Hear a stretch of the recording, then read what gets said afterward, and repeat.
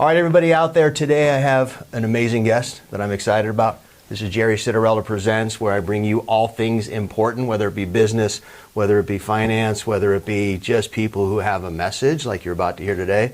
This is Colt Curtis. Welcome to the show. What's up, brother? I appreciate it. Glad to be here, brother. Yeah, you know what? I'm excited to have this conversation with you, and I think the people that are going to watch this are going to benefit from it.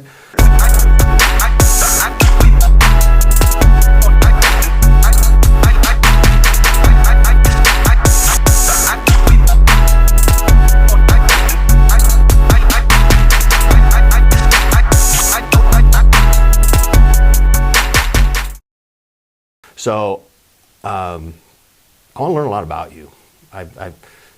You know, they say you shouldn't judge a book by its cover. I'm going to admit something. First time I met you, I was like, dude's yoked, dude's bald. Not that it means anything. No. Looks a little angry sometimes. Yeah. You know, I gotta smile more. Yeah. No, it's fine. And then, you know, I think we became friends on Facebook, and Yeah, I'm like.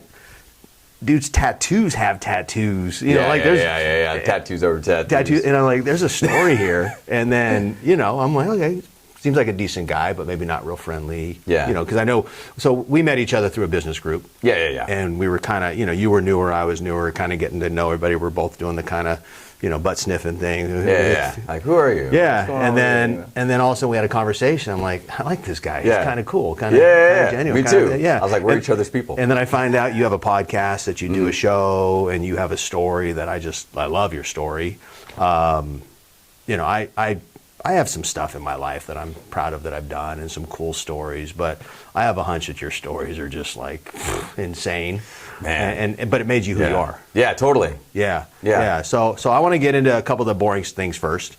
You own a couple businesses. Yeah. Right? I want to just, what are those businesses? Just So I have a moving company. It's called Attention to Detail. It's like a, you know, it's just a generic moving company, back and moving long distance, all that good stuff. And then I have a Service Master franchise. Okay. So we do restoration, stuff like that. Yeah. Water mitigation, fire. Yeah, and you're real busy right now. Unfortunately, we had the fires. Unfortunately, yeah. I mean, you know, unfortunately, like the bad stuff is, you know, kind of, that's our business, is taking care of that stuff. But we rebuild lives, so it's kind of cool because we get in there and, you know, at the worst time of someone's life, and then we make them happy again. So. Yeah, and you're working hard, you're working fast, you're going to do well this year. But it happens. But like you said, you're going to put people. I know I have contractor friends that after the earthquake, they were just upset that there was a big earthquake, but all of a sudden now they're. You know, it's just the cycle of life like everything else. But yeah, I know you're successful in your business, and that's good. We may get there later, but your main goal sounds like in your podcast and your travels are just to try to help people based on the experiences you had, self-help.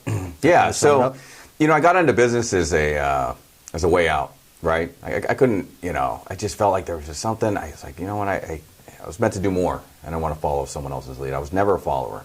You know, and I would say, you know, you have to follow before you can lead. You know, you got to be able to be coached. And there was a time for that, but I just felt like I was evolving in a way that I needed to change. I needed something more, right? So I worked for a merchant account company, did like customer service fresh out of the Marine Corps. And then I left there, and then I worked for Time Warner Cable for a little bit.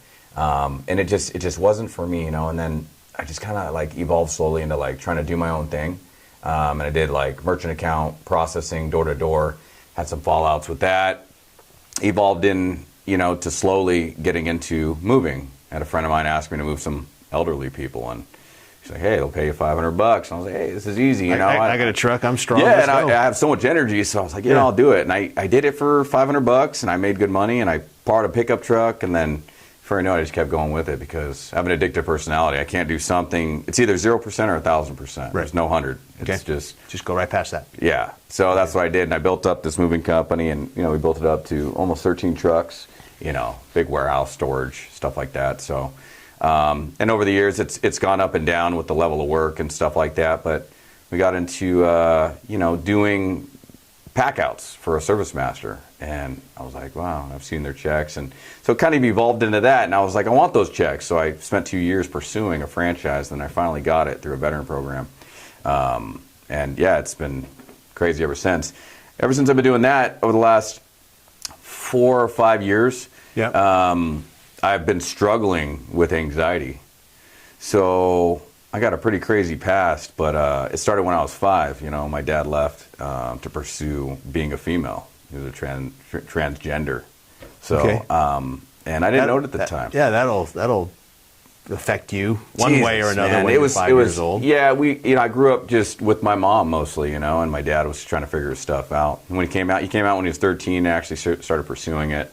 And it just messed me up. I wanted a father figure there, and I kind of got into the hardcore, street gang life. I tried, just running with the wrong people, trying to find love in the wrong places. Gotcha. And then after that, man, I freaking got into the Marine Corps, saved my life. So, quick question. You may get into this later. Have you reconnected with your dad? Do you guys have a relationship now? Yeah, I was going to get into that. So and we can talk more about that later. I'm just curious to know. Totally, yeah. So we ended up, there's a cool story behind it, but we actually reconnected. I got in the Marine Corps. Marine Corps saved my life. If it wasn't for the Marine Corps. How old were you when you got in? 17 and a half. Okay, so you were I was a buck. So you were going down a bad path.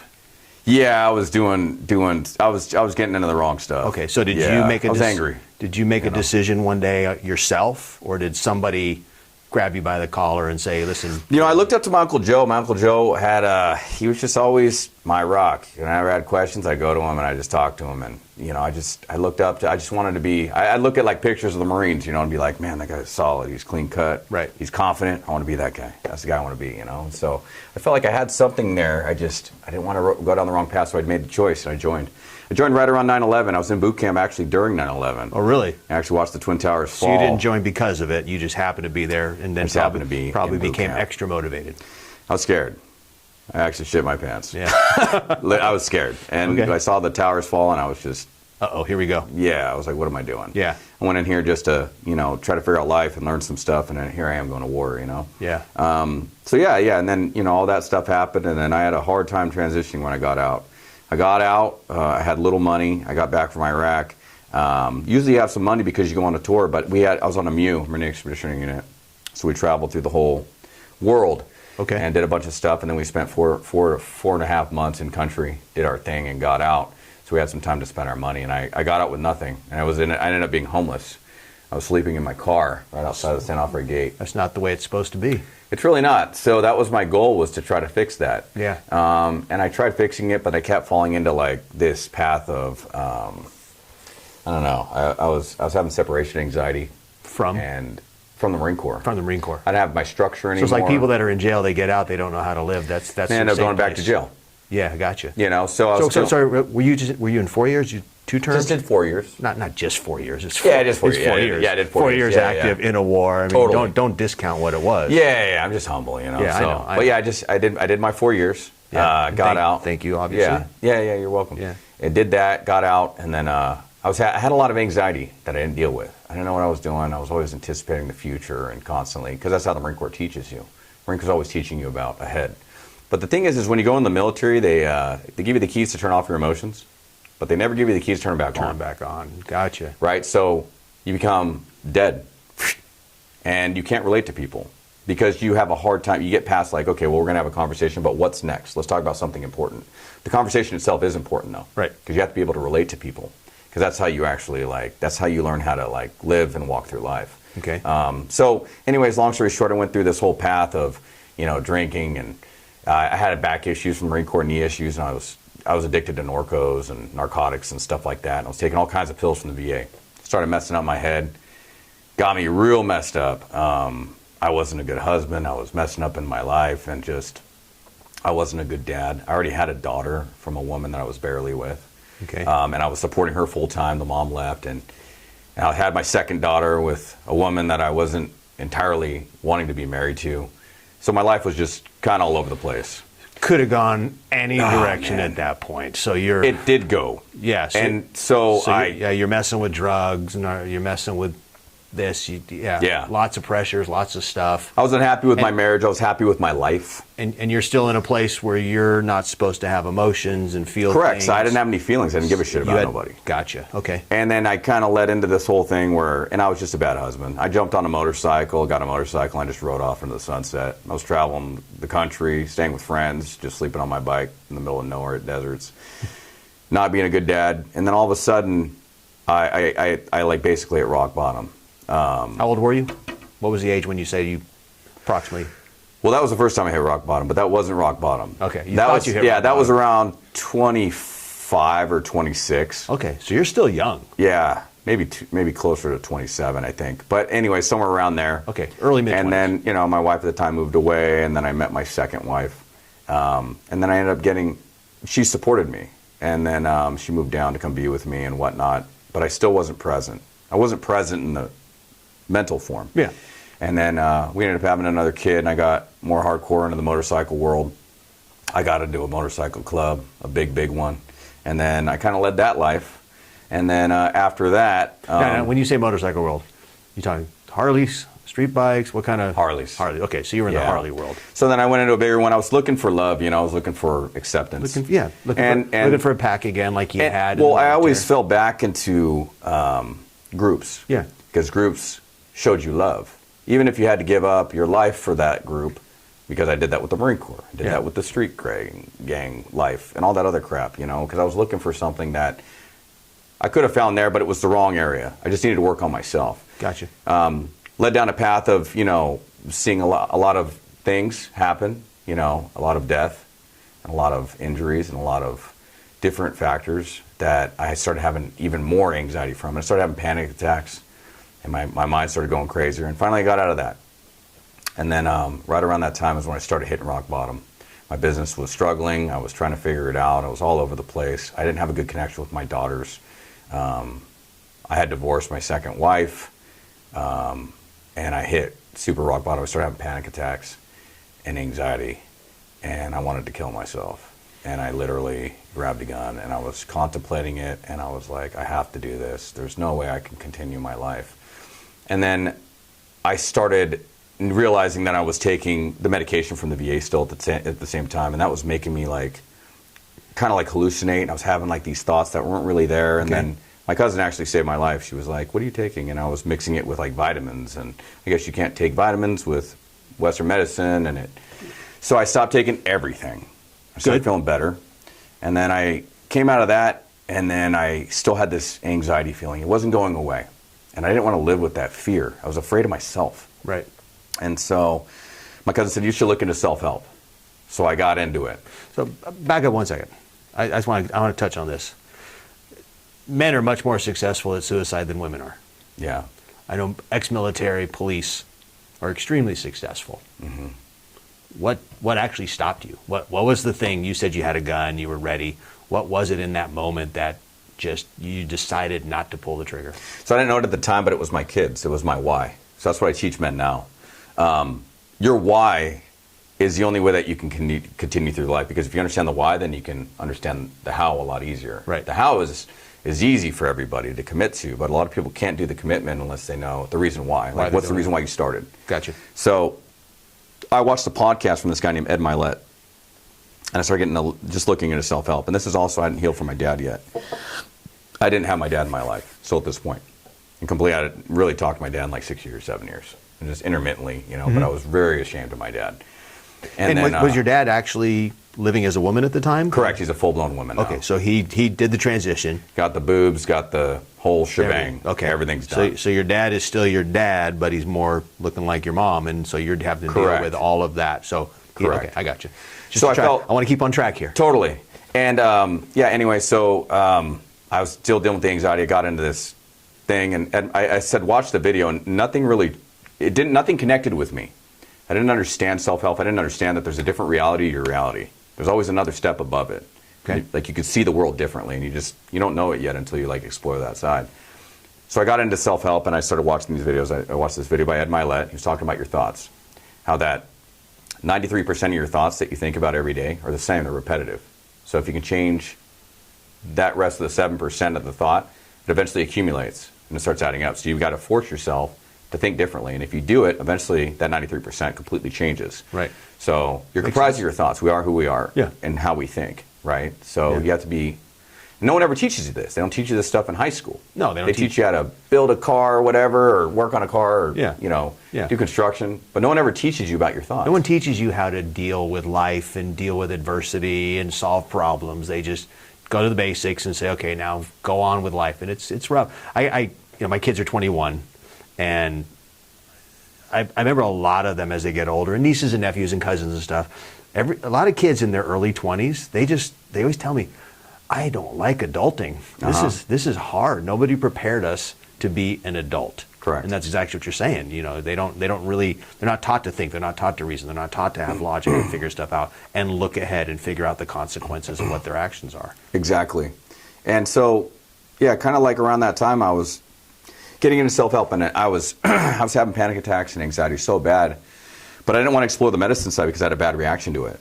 Over the years through the VA, give me like, here's a medication for this, and this combats this. Don't take that one too, this. So I was taking like 7 different things for no reason. Yeah. All I had to do is just go to self-help. Right. And like learn how to control my thoughts, learn like little tools to help me out. You know, it's caught, not taught. I have like a whole bunch of different acronyms.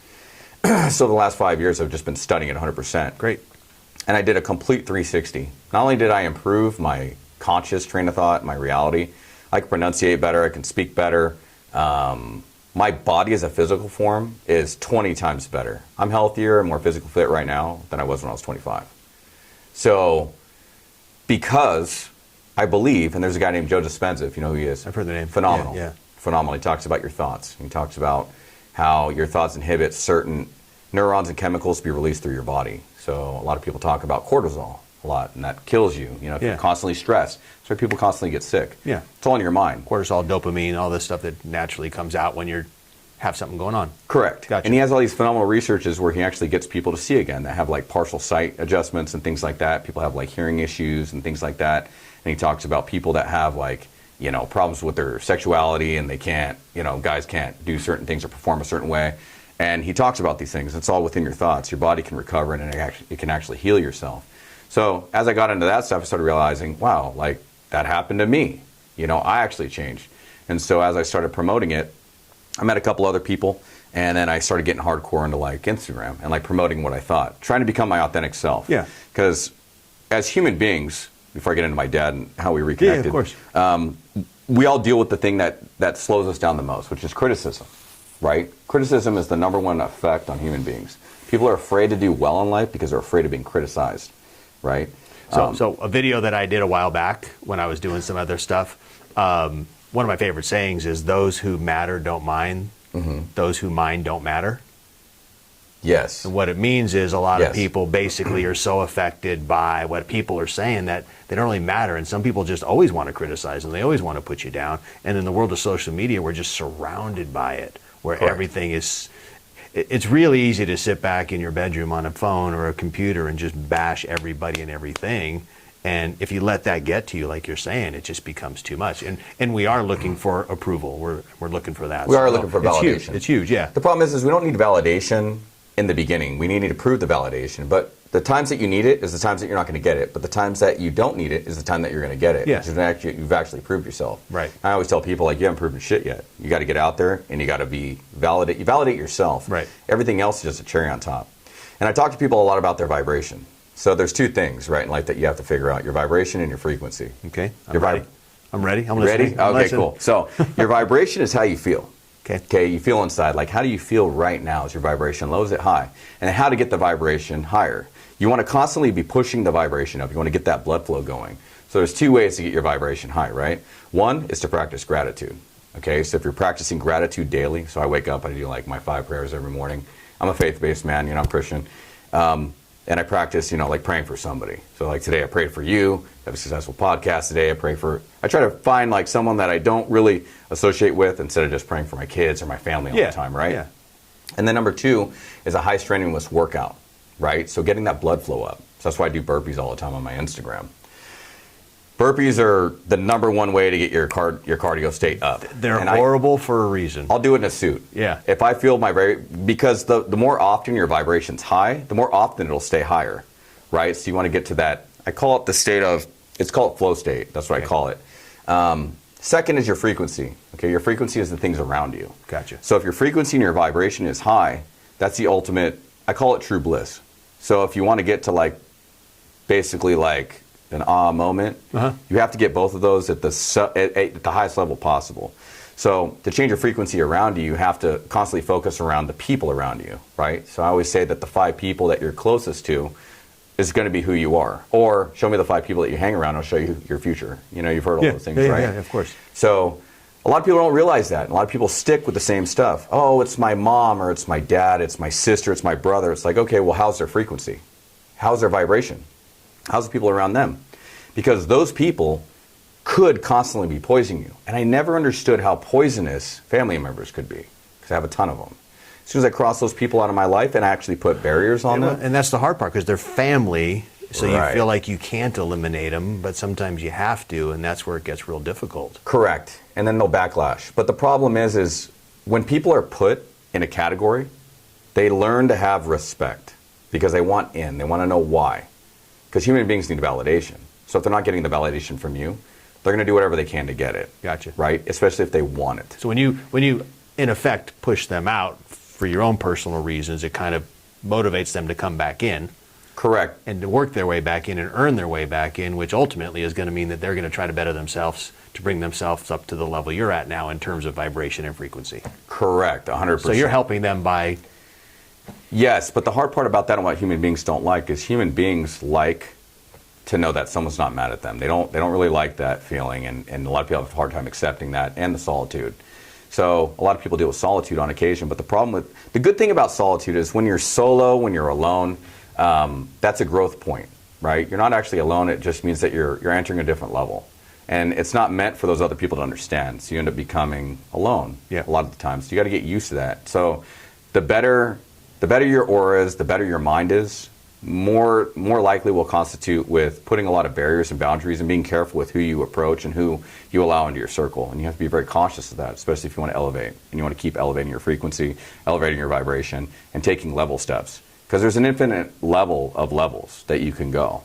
And I believe it's like the body's a subconscious mind. A lot of people don't know that. The body will do whatever the mind tells it to do. So if you master the mind, and everything will else follow. Like the body doesn't know the difference between a dream and reality. So That makes sense. Yeah. So that mind's powerful. We only use a small portion of it. Right. I mean, the deeper you can get into it and just unlock another 1% of it for some... I think the issue is so many people unlock that 1% for something negative. Right. And you're saying... The mind's designed to go negative. Yeah, it's easier. It's correct. It's fewer muscles to frown than to smile. So the reason why it goes Yeah. negative, and I'll elaborate on this, is the mind's designed to go negative because it's more of a comfort zone. It's easier to go negative and think control than it is to be like going into the unknown and seek fear, right? So I have this thing on my podcast that I always talk about. I say, don't get too comfortable. So comfort, it's actually it's wrong. Like to be comfortable, you have to be uncomfortable. Yeah. You have to be complete opposite. So when you're uncomfortable, you have to take steps. You have to put your hand in the unknown, right? That black hole that you put your hand in, you don't know what's going on. But if I put it in there once, I might be afraid the first time, the second time I'm a little fearful. But the third, fourth, fifth time, it's normal because your mind goes back into the library. And that's how you build confidence. So the more times you do something, you put yourself in those uncomfortable situations, the less fearful you are of it. Yeah, because you know what the outcome is. Yeah, it's experiences, outcomes. Well, it's like in my business, financial planning. We talk about risk tolerance. And I always tell everybody there's only two ways you can get it. It's education and experience. Correct. And the more times you've been through a bad market cycle, the more comfortable with it that you are, which can allow you to be more reasonable, more aggressive, and more successful, like a boxer.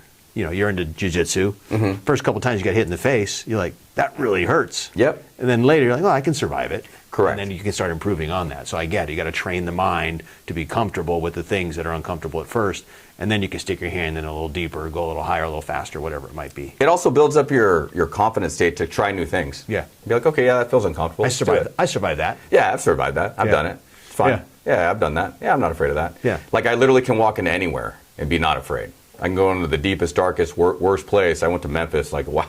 Like I'm not afraid of anywhere just because of the places I've been. Not that I'm not cautious, I'm just not in fear. Because I just always know that I've been worse. I've been in worse places. Well, you've been worse, and from that experience, you know to at least look around and go, what's my out? What's my situation look like? And it's calculated risk. It is a calculated risk, yeah. And so you build up that over time and whatnot. To get back into my dad, when I was around 37 and I started this whole process, one of the biggest releases is to not hold on to things that hurt you.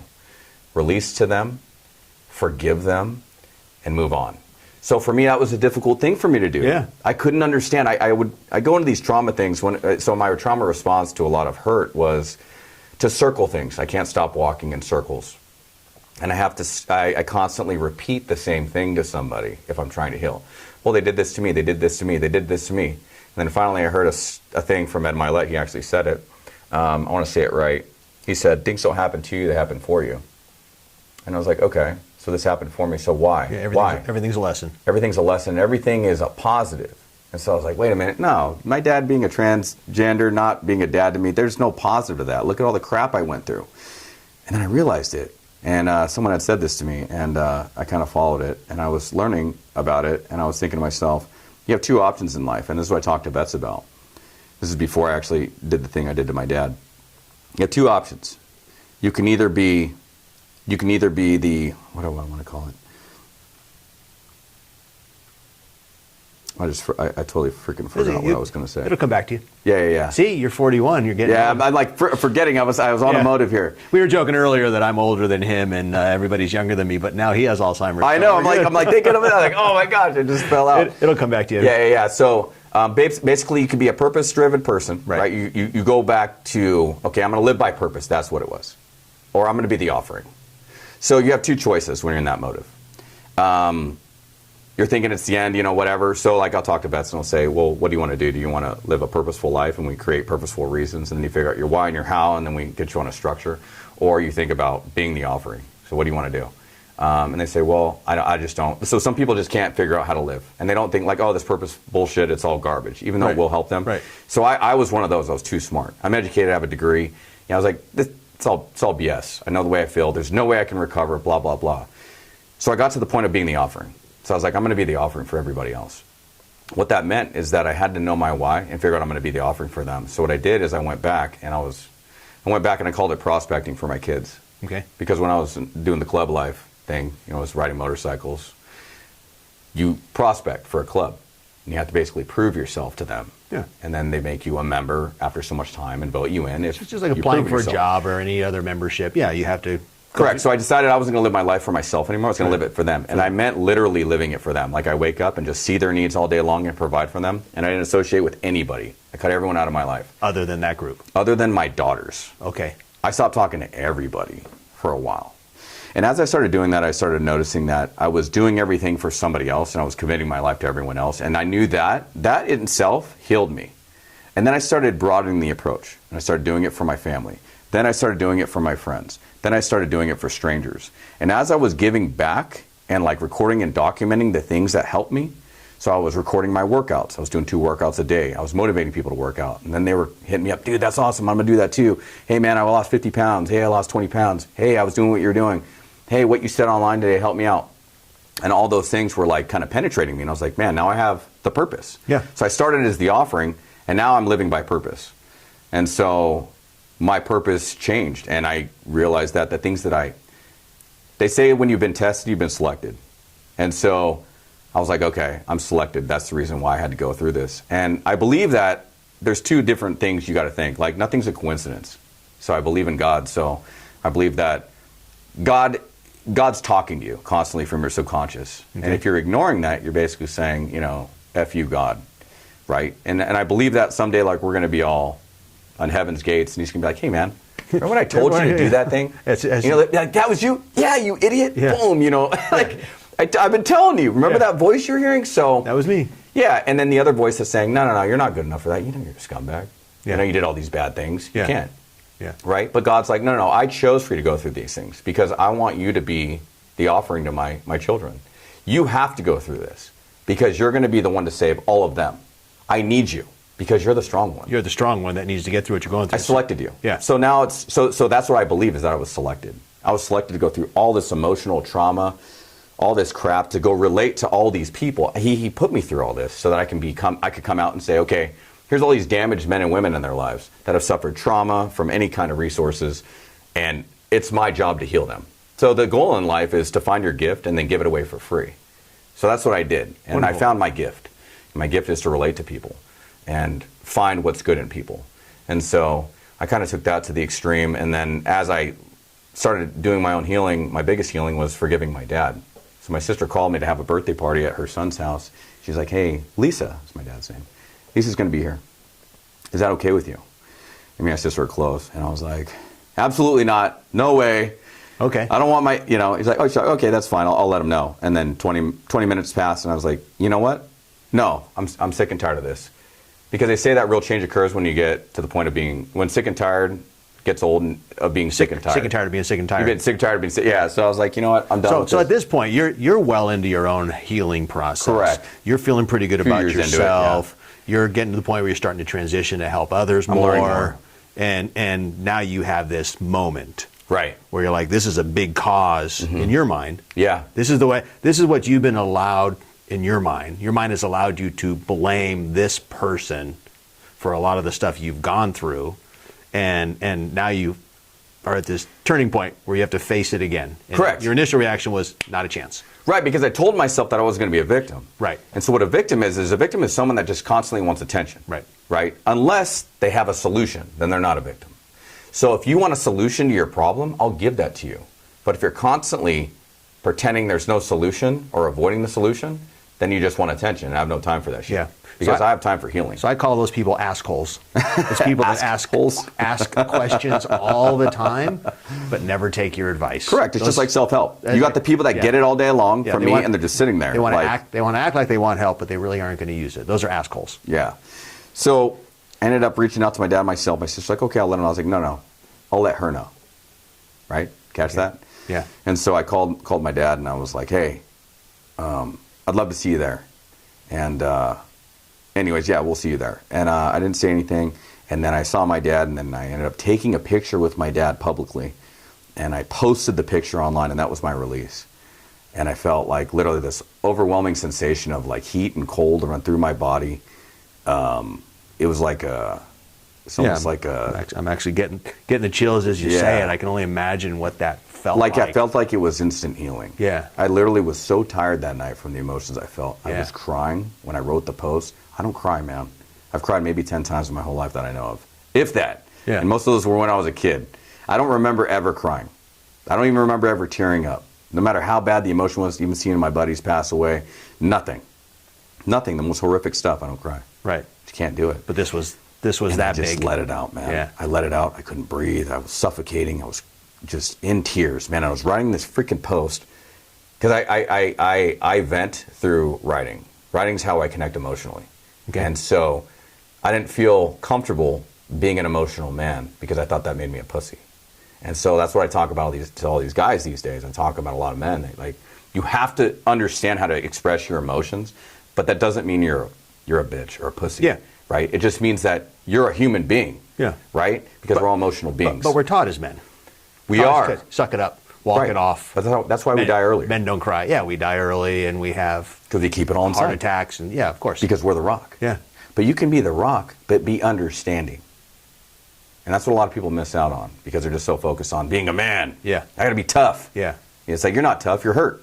Right. Right? Yeah. We're all hurt. And a lot of men have anger issues. But all anger is just a check engine light on your car. You're driving the car, the check engine light comes on, but that doesn't mean it just means you need to pay attention to what's going on. Yeah. What's going on with the car? Let's pull over, check it out. Just take care of it. Right. You don't need to freak out. The car didn't blow up on you. Right. You know what I mean? So, but a lot of men don't understand that.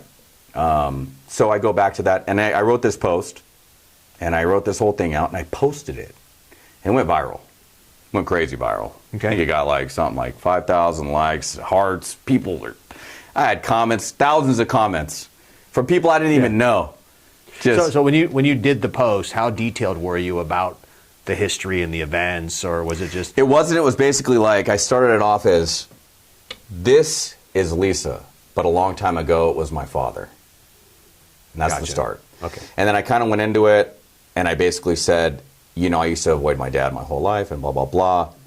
But I used to think that I was nothing like my dad, but I'm actually a lot like her. Basically explaining the fact that my dad is now a different person, right? But it's still my parent. I actually did a podcast with my dad not too long ago. My dad released a lot of stuff, and actually we found out we had a lot more in common than I actually knew. And I'm just as loving as my dad has an extreme amount of love, and but we are obviously different on that spectrum. Of course. But I was always afraid that I would become my dad. And so I try to make myself as manly as possible. I got to be tough. I was going to say, I'd like to see you in a dress. It'd be fun. Right? Yeah, right? There you go, man. Let's do it. Some makeup and everything. And so, yeah, so, but for my thing, you know, I was always afraid I'd become my dad. Right. And I didn't feel that way. So I think I just hit it. I hit it through trying to be the tough guy and tattoos and doing all these crazy things. But at the end of the day, I'm super loving like my dad. I'm a lover. And so we related on that on a lot of spectrums. We have a lot of things in common. And so after I wrote that message, my dad reached out to me and was just totally supportive. And he was like, hey, whatever you need to heal, I'm here for you. It's all good, you know, and stuff like that. And I was like, you know what? The only thing that upset me about you isn't that you did this. It was that you weren't a parent. You weren't a parent to me. That's what we talked about in our podcast. That was the biggest hurdle that we had to get over. Yeah. He's like, you know, I tried, but this happened with your mom. And there was just some excuses. But my dad ended up taking, you know, responsibility for that and was like, you know what? I understand. And I just thank you for having me in your life. It was a pretty emotional podcast. We talked about some stuff. He gave me a pocket watch from my great-great-grandpa. Oh, very cool. I was born on the same day as me in 1883 or something like that. Okay. It's like 100 years and later. you guys have a relationship now regularly? Yeah, we talk. Hang out? Yeah, we have a relationship. We talk. I'm not afraid to be around my dad. My dad lives in Simi. Okay. Yeah, so we meet every now and then. Yeah. I bring him around to everyone. But you got to also my whole life, I've completely disregarded my life. I lied about my dad my whole life. I told people my dad was in prison. I thought it was easier to swallow. When you're thinking telling people your dad's in prison is better than the reality. I thought it was cooler. You know, in your mind, you're I don't really want to tell trying them to my dad's a tranny. Yeah. You know, my dad's, you know, yeah, gay or whatever. Yeah, he did it before it was cool. Yeah, it was a lot of things for me. So, but now I'm like extremely open to the world and I understand things. Yeah. I'm not afraid of people's beliefs, their indifferences, and the Marine Corps taught me that too.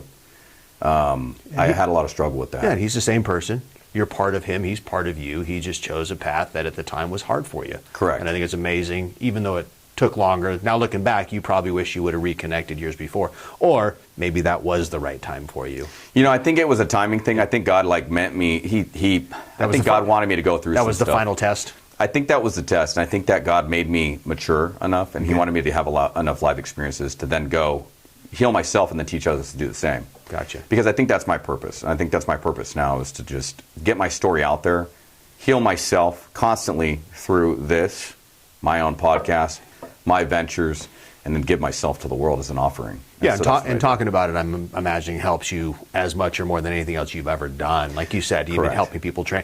I used to be into competitive bodybuilding years ago, and throughout the years have gone up and down in my training and stuff. And I was doing a fitness challenge at a gym, and you know, it's hard. It's hard to commit to that level, getting up at 5 a.m. And so I started a group that, because of my experience and my ability in that world, I was able to help this group of people who were mostly overweight and really struggling with their physical well-being. And in guiding them and helping them, my results were tenfold what they probably would have been without it. Mm-hmm. So I get it. Just to be in a place where you can help others helps you grow massively. Yeah, and some people need help in different ways. Mine is the no bullshit way. Like, I don't have any excuses for myself, and I'm always accountable for my actions. Yeah. So if I do something wrong, I'll be the first to tell you, hey, man, I made a mistake. I was late, or I did this wrong, or whatever. And that's not a quality a lot of people have. Not today. But it's so important. Not today. Yeah. And I feel like a lot of people, especially men these days, are just weak. Yeah. Men are very weak right now. Even though they look strong. They look strong. Some do. But they don't hold the accountability that like a man should perform. Gotcha. Like men should be men. Men are providers, men are caretakers, men are supporters, men are the rock. You know, and as men we need to be strong, we need to be mentally sharp, we need to be financially supportive.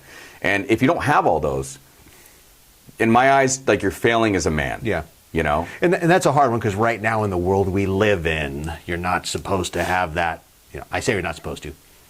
There's everybody's the same. Everybody's this. You know, there's this. Men and women are just different at their core. You know, we have different thoughts, different ways we handle things, and I think it's okay to say it. I mean, women have some amazing things that they bring. They can bear children. They're going to care for the children better than we are. They're more emotional. They think differently, and I think together we work extremely well. But everybody wants us to be the same, where you're not supposed to be manly, and women are supposed.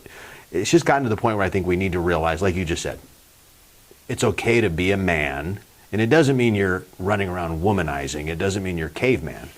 But it's okay to take on those roles as the provider, the caregiver, open a door. I open doors for ladies or men. It doesn't matter. But if I see a lady, I'm opening a door. What does it mean? I just respect what they are, who they are, and what they can provide to me. My wife gave me children. I was only there for a minute. She did the rest. You know, I love that, and the stuff that they can do. But I also want to be the best man I can be by whatever normal definition there is, so I can provide her and them a good life. Yeah. And protect them as much as I can. 100%. Yeah. Yeah. Yeah, men struggle with that these days. Men struggle with trying to find out who they are. I think a lot of guys are just confused. Yeah. You know, they're like trying to figure it out, you know what I'm saying? And I always tell guys, like, they're like, I don't have any money. I was like, you don't have to have any money. You don't have to have any of that. Right. All you have to worry about is focusing on investing in yourself. That's it. You know? Do stuff that's hard. That's what I tell everyone. Push yourself. Well, how did you heal, Colt? I'm like, I did all the hard stuff. Right. I did all the stuff that you don't want to do. That's the difference. Yeah. You know what I'm saying? Yeah. It's like anything else. The best athlete is genetically probably gifted, but he's also typically the hardest working guy in the gym. Yes. In early, big investment company, again, going back to my business for a minute, because it's always, there's a guy that is, I met him. I wrote a newspaper column at the time, and I titled my column, "Billionaires Have Really Soft Hands." Oh, when I met him, I shook his hand. I was like, this guy's got really, but a lot of lotion. He started this major company, billions and billions and billions of dollars. He's on the news. He's worldwide known. He was 78 or 80 at the time. There was only one guy that ever got in the office before him, and that guy's job was to turn the lights on. So when this guy, his name is Bill Gross, when Bill Gross walked in the door, the lights were on and he can go to work. Wow. First to get there, last to leave. Didn't need to. He founded the company. He's worth billions. But hardest working person, whether it be on yourself or in your business, is going to succeed. Correct. Yeah. 100%. Yeah. Yeah, it's all about action. Yeah. Actions. So- Because a lot of people struggle with that. They do. They struggle with action-based nowadays. See, the thing is you can, like, everything's online. Like, what we have today wasn't here 20 years ago the way it is. Right. There's more people that are educated and helping people now and figuring out your life. And literally, there's people that'll coach you. So you got to find somebody that you relate to and then do what they tell you to do because they've done it. You know, and it's just so easy these days. You just find a mentor online, you're like, boom, tell me how to do it. And they're like, here you go, here's the blueprint. So that's what I wanted to ask you. So as you're going through it, you talked about what you did to improve yourself. Did you find you mentioned a couple people, books, and did you find a group? Were you part of a traditional blah, blah, blah support group? I didn't. So I followed people. I found people that I emulated with, Okay. you know, that I semi-looked up to. It's hard for me to look up to someone. That's another thing. Like, I feel like when I walk into a room, I take over the room. That's my job, like, as a man. And I have a hard time allowing other men to do that, you know, and I think that's just the alpha male in me. And so that's an issue. But I like to try to find people that I respect, and then I find the people that I respect and I like what they say, and then I take little pieces from everybody. So there's like a few people that I actually follow. There's a guy named Bedros Keuilian, if you know that guy. No. Phenomenal. He's like the middle. And then there's this guy named Wes Watson that's very aggressive, but he's got like a really good mind, and he speaks very well. But his is like a no bullshit kind of thing. Like, no, you're lazy because you sit on your ass and you eat Cheetos and you have man tits. And sometimes men you don't need have that. tits. He talks like that. And I'm like, what the heck? You know, and so like, but some people need that. Yeah. And then there's this guy named Ed Milet that's like extremely like nice, genuine, like total perfect Christian man, very well spoken, and relates more to women, I guess you would say, on a lot of his templates. He's like more of like 70-30, like 70% of women watch this guy. And so like I kind of like take a little bit of all of them, because I believe in being a little bit aggressive in some aspects, especially if people are like constantly creating the excuses, you know? And I always tell people it's not an application issue, it's a you issue. You're the one that keeps creating the excuses, you know? And then sometimes they need the hard truth and the hard love. So yeah, anyways, I started developing this person after listening to these people. And I mean, when I started podcasting and listening to people, I just literally had a headset on, 2 different headsets, and I would literally do maybe 8-10 hours a day without the headset off, and playing the podcast over and over and over again, learning by osmosis. Right. And it would be hard because you know how like we do sometimes. I know males do this a lot. We zone out. You know, we're thinking about, we got to pay the bills, we got to do this, and then we zone out, you know? Yeah. And so I would constantly replay things over and over and over and over and over and Just over and over. training your and over mind, again. doing reps. That's it. Doing reps. Getting the hamster wheel spinning. And then Yeah. eventually you just mold. And then eventually I started noticing I was separating from people, blocking people, not communicating with these people, putting blocks on these people so that I could see clearly. And then before you know it, it was like, now I'm here and now I'm alone. But now I'm moving into a phase where I feel like it's like the door's opening and there's more people that are like, okay, he's been doing this long enough. This is working for him. What else does he have to offer? And now it's like this thing where I'm doing more stuff. I'm on other podcasts. I'm doing more podcasts here. I'm doing more self-help. I'm getting into like a thing for teen recovery now. for young youth. Great. I have a thing working Okay. on a friend of mine with. Yeah, I was going to ask you what's next now that you've gotten to Yeah. this place where you're getting some recognition and obviously more desire to help, I'm sure. And kids are lost a lot. Yeah, I want to help young youth, and I always wanted to be like a big brother, to a big group of young men, Okay. and help them, fight through wanting to join gangs. So can you see Things yourself like that. starting something more formal?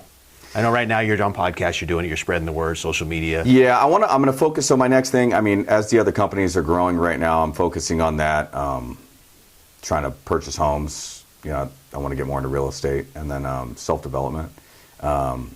Just going to be my own mentor, and I'm going to help people with, weight loss and transitioning, making the best version of themselves. That's Yeah. the goal. And so that's my next thing. I have a website launching, hopefully in March or April. It's going to be my self-development website. So I want to take on people and then follow my Do you program. have a name for it? No, Not yet? Still no. figuring it out? It's just gonna be called like 45 Fitness, probably something Okay. like that. Okay. Yeah, I haven't created the corporation yet. So, Gotcha. But But that's the next thing is get kind of more formalize it, realize. yeah, that's my next phase. But I do it on my Instagram. I've been doing everything on my Instagram already for multiple years. I'm just gonna make it an actual company now because I'm getting more people that want more of my time, and so I need to be able to time block certain Yeah. times. And Well, I appreciate you giving me your time. Yeah. This is the easiest interview I've ever done in my life. Just like, hi, I'm Jerry. Nice to see you, Colt. Go. instead of sitting there trying to pull questions and answers out of somebody, Yeah. But do you have an accountability partner? Is there someone that you, Yeah, I got one guy that holds me accountable. someone that you can go to all the time and go, this, Yeah, I this have is people my- I look up to, in business world. So there's like different factors. And I tell people this, like look up to the people that you want direction from in that particular part of your life. Right. So for my faith, I have my buddy Mike. For my business, it's my former business partner, John. And then for my physical, I look online. I look up to the Wes Watson guy. Okay. And so those are the people that like hold me with the four things, Mm-hmm. So I have like, you have your money, you have your mindset, you have your faith, and then you have your fitness. And so all those things matter, and you just have to take different things from different people that are mastering those subjects. Gotcha. If you don't have the faith in order, you don't have the physical in order, you don't have the mindset in order, you don't have your finances in order, nothing can be in order. Take one ingredient out of a recipe and the recipe just doesn't work. Correct. Or learn from you Yeah. about, life planning and everything like that, all the stuff you do, you're a master at it. Yeah. I mean, You know? everybody has to have their specialty. I would say, whatever your unique ability is, figure that out and then try to help others with it and focus on that, and you'll be successful and happy forever. So many Right. people kind of, round peg, square hole, try to fit into places where they don't really belong and end up just getting along. And then, so the show that I do, the first show that I did and a talk I did was called Avoiding Your Wish I Would'ves, Messages from Your Future. And what that is me doing my business or related businesses for over 30 years. And I have the honor, privilege of talking to a lot of people in their later years. Not all successful. But over the years, I've realized, holy crap, this is free lessons. And these are people that'll say, I had a really good life, but I wish I would have. And that's how the name came. Oh, I like that. And there's some consistency in those things. And the first show that I did on this was all about that.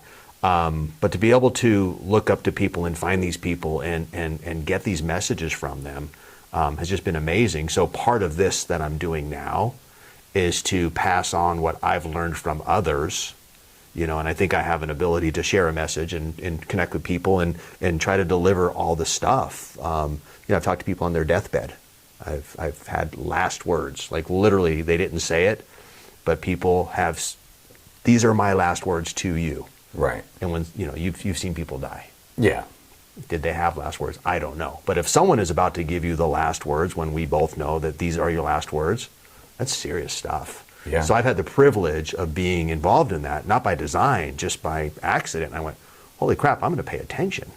And so the messages I've had, I'm trying to share out there and stuff. And so, your message is one, your life is one where you're saying a lot of things that as I'm listening, I can hear a bunch of my clients and people that I've worked with over the years that are in their 50s, 60s, 70s saying, I wish I would have taken better care of my family. I wish I would have been a little stronger. I wish I would have not gone down, all these things. And I just love the fact that you're basically taking your life and you're eliminating all of your wish I would haves. Right? Yeah. And Look now, with regret as your guideline. And now you're going to take that forward and help other people do that. Right. So I just truly appreciate what you're doing. Respect you like crazy for that. Same, man. Yeah. Same. I mean, you could have gone, I don't want to say you could have, you went down a bad path. Oh, yeah. And then recovered. And then you went in, tried to luckily I wasn't chosen to come home. That's what I always say. Luckily, there's so many times. I mean, I can't even tell you how many times I should have died. Yeah. I should be in jail, something. And I don't know. It's just, I think about it all the time. I think about all the times. And every episode, I should have been dead here. I should have been killed here. I should have been to jail here. All these things that I did. And I just, and now I'm sitting here with you. Well, you can make excuses or you can make a difference. Correct. There you go. You chose to make a difference. My thing in ending and closing, as I always tell everyone this, I say, whatever you took from this conversation, because I talk to a lot of guys off suicide, and we talk about that.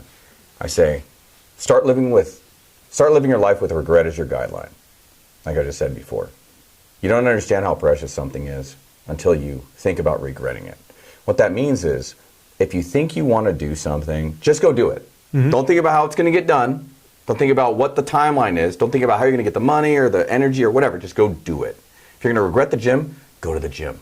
Walk in there, right? Oh, I need to lose weight. Okay, well, just go to the freaking gym. Just go do it. Just stop thinking and do. Right. Just do, right? Action. Because action creates consistency. Action also leaves anxiety. A lot of people don't know that. So when you're anxious, you're thinking about the world, just create action. I suffer from ADHD also. So I've never been diagnosed with it, but I know for sure I have ADHD. And I have trouble concentrating. Okay. So I had to learn tools to be able to communicate with you like I do now. So everything is recoverable.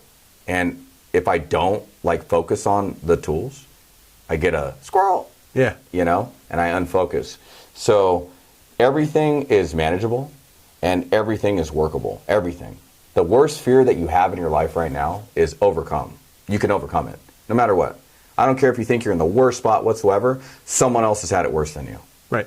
And someone else has come out of that position and made something happen. They just had to put the work in. Correct. They had to make the commitment. They had to make the determination. They had to get over that fear. The first step. And a lot of people have fear that they're never going to be accepted because of their past. And I tell everyone the same thing.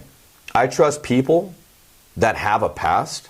I'm talking the craziest thugs, gangsters that have overcome that struggle, that come to me and shake my hand. I will trust someone like that over someone with no past. Right. For whatever reason, because the authenticity is there. They have nothing to, they've proved everything. They've done the worst of the worst, and now they want to be better. Man, that says a lot about a person. Yeah, you don't know what you can accomplish till you've been tested. Correct. Yeah. Because you've been tested, you're selected, right? So you've been tested. You've failed a couple, passed a couple. Yeah. But now you're passing, and now you're trying to teach others. Correct. Love it. Yeah. Love it, man. Anything else you want to add? I can talk to you all day. Yeah, no, and I'm sure from here we talked at the last thing, and then we connected and whatnot, and I was like, they were like, dude, let's do this, man. This is I'm sure from here we can go into other topics and do some other stuff. Maybe we'll have you on again and do something else. But I'd love to. I want you to look in a camera. Try this one right here. That's there your close one. And I'm going to put you on the spot, but I know you can handle it. Give me that one line that's going to mean something to somebody and change a life right now. Man. I just go back to living life with regret as your guideline. Just live with regret as your guideline and just get up every morning and just make the best of it. Use every moment that you're alive. I mean every moment. If you're alive right now, think of what can I do to better my life. And I mean you as an individual. Don't think about what you could do for anyone else just yet. Just think about yourself. How can you better yourself? What can you do to better yourself? And don't regret anything. Don't regret your time, none of that. If you're sitting at home and you're on the couch and you're watching this and you're like, man, I could be doing something with my time, do it. Don't spend your wasteless hours watching TV. Do something with your life. Because one day you're going to be living on your deathbed and you're going to wish that you did more for yourself. Love it. So like you said, you trust somebody more who's been through stuff. Failure is an opportunity to learn. Correct. If you take that failure and just hide from it, you go nowhere. Correct. If you take that and learn from it and grow from it, now you're making something of yourself. Correct, because people that take off their masks and be authentic allows other people to open up and take off their masks. And now we can have a real conversation, right? We don't have to sit here and be like, oh, hey, how's your day? Oh, my day's great, when it's really not. no, man, my day really sucks, man. Yeah. I just lost my whole world. I went bankrupt yesterday. No way, man. That happened to me 3 years ago. Really, it did? Now we relate. Gotcha. Now we have something in common. Now you open up and you tell me all the things that bother you. Now I can do the same. Now we're best friends. I just did that with the guy last night. And now we're helping each other. Now we're helping each other. Because I have best friends that I don't get any help from. We just enjoy each other's company. Correct. But if you can take that and help each other. Correct. Because life's a mirror, not a window. Gotcha. Some of my best friends are people that I found relating to on certain subjects. People that came out of the closet like, man, what you're saying? I had a guy come to me the other day and said, man, I saw your podcast. I seen you and I didn't know it was you. He's like, dude, my dad's gay. And I was like, really? Gotcha. How do you feel about that? He's like, man, it fucking sucks. And I don't talk to anyone about this. And I was like, really? I'm sorry that you feel that way, but how do you feel now? He's like, your podcast and the way that you talked about it made me feel like I wasn't alone. Because we're not alone. Yeah. We're all the same. Yeah. We're all feeling the same thing. Yeah. Just the more authentic you are, the more relatable you are. We all have stuff. Okay, so your podcast. I'll post it, there'll be links, whatever. How do people find you? Yeah, you can find me online, Instagram at 45 on the hour. That's 45 on the hour. Okay. HOUR. So just go there, and then from there they can source out to everything else. Yeah. Cool, yeah, and man. the podcast 45 on the hour, YouTube, the whole shebang, Spotify, Apple. I don't even know what else. I'm pretty sure it's everything. But All right. So you know what? We're going to get you back on at some point. I'm sure there's something else in there. The military stuff I'd love to hear more about. Totally. Totally. Just your thoughts on a lot of things and coaching and stuff. So, man, I appreciate it. You too, brother. I Always, appreciate brother. it. Always a pleasure, brother. And let's do this again. And yes, sir. Thanks for watching. And Jerry Citarella Presents. Click around on the YouTube channel. There's other shows. There's other topics. If you have any topics you'd like me to discuss, just put it in the comments. I'll find somebody as solid as this dude to share what he can share. You will. Yeah, we'll find the people that can help you in whatever situation it is. So, thanks again, Colt. See y'all soon. Bye, guys.